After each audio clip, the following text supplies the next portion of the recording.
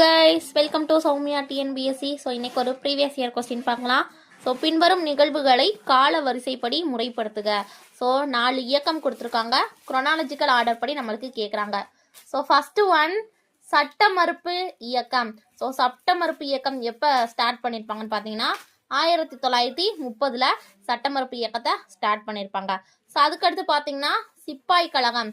சிப்பாய் கழகம் எப்போ ஸ்டார்ட் பண்ணியிருப்பான்னு பார்த்தீங்கன்னா 1857 ஸ்டார்ட் பண்ணியிருப்பாங்க.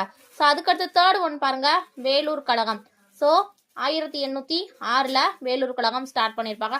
ஸோ அதுக்கடுத்து தென்னிந்திய புரட்சி எப்போ ஸ்டார்ட் பண்ணியிருப்பாங்க பார்த்தீங்கன்னா 1800 1801 வரைக்கும் தென்னிந்திய புரட்சி நடந்திருக்கும். ஸோ இப்போ இங்கே 4 ஆப்ஷன் கொடுத்துருக்காங்க. ஸோ இந்த ஆர்டர் படி நம்மளுக்கு எது கரெக்டாக இருக்குன்னு பார்க்கணும். ஸோ ஃபர்ஸ்ட் நம்மளுக்கு வர்றது பார்த்தீங்கன்னா தென்னிந்திய புரட்சி தான் வரும். ஸோ 1800 1801 வரைக்கும்.